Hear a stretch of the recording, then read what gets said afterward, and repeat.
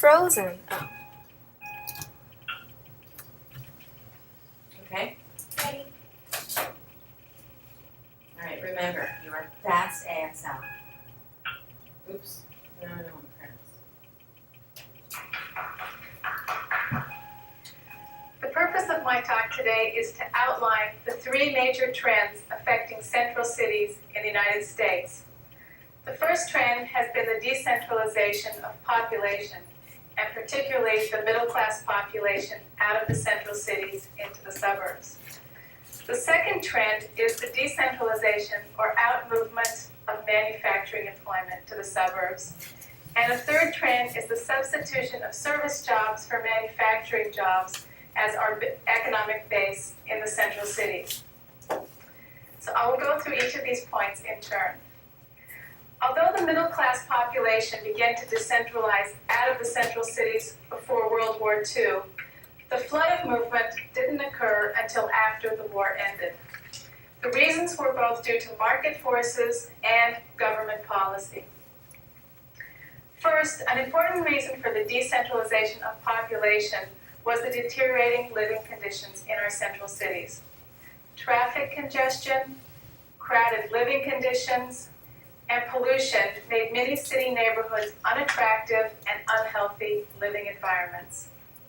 Moreover, our environmental laws were lax, and factories were often located next to residential neighborhoods. This further contributed to the push of middle-class families out of the city. In contrast, the suburbs promised cleaner, cooler air and open spaces. While families may have wanted to move out of the city for decades, it was the rising incomes that occurred during and after World War II that made such a move possible. During the war, the economy reached full employment. Men and women alike went to work to support the war effort. Due to wartime rationing, there were few consumer goods and few things for families to spend money on, so their savings accumulated. By the time the war ended, families had savings to spend on housing as well as other consumer goods. From 1940 to 1960, disposable family income increased by more than 50%. Disposable income is the money a household has to spend after they pay their taxes. Families not only had money to spend on housing, but they had income to buy automobiles. Yes. Automobile ownership expanded the distance that individuals could live from their place of work. So that automobile ownership meant that a family could live in the suburbs and commute downtown to their place of work. With rising incomes, families also spent money on automobiles.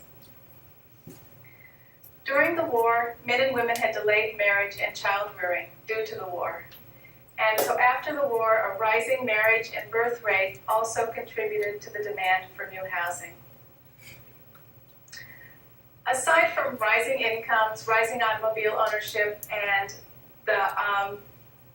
the increase in marriages and birth rates, there were also several federal initiatives that encouraged the middle class to leave the central cities. A first program was the Federal Highway Act. The Federal Highway Act put a tax on gasoline so that every time anyone buys a gallon of gasoline, they pay a tax. That tax was allocated to new road building, so that there was a huge pool of money to build new roads. This meant that our roads expanded rapidly around the cities and between cities. As roads improved, families could live further from their places of work and commute. So road building also made it possible for middle-income families to move out of the cities to the suburbs. Remember during this time that employment was still centered in the central cities, so people were still attached to the central cities. They could live in the suburbs, but they had to come downtown for their jobs. Another federal program that encouraged the out-migration of middle-income families was the FHA, Federal Housing Administration, and VA, Veterans Administration programs. These two programs guaranteed loans that banks would make to homeowners. So for example, if you're a homeowner and you participate in this program and you borrowed money from a bank, if you defaulted on your mortgage, the bank would be paid back by the federal government. This made banks very ready to make loans for mortgages. Also, mortgages were extended to 30 years, and often the down payment was only 5%. So this program made a lot of mortgage money available to residents, and it made homeownership extremely affordable. Moreover, it encouraged moves to the suburbs because it was in the suburbs that you could own a home. In the central cities, you primarily had to rent. In 1950, 57% of the urban population lived in the central cities.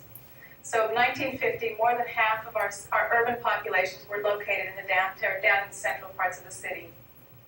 Today, less than 35% of urban residents live in the central cities. Moreover, the incomes of our central city residents, the average income of central city residents has gone down as middle income. All right, how did that feel? Oh, was I loving some of the things that I was seeing? Really? Did it feel better? Yeah, that felt a lot Yeah, better.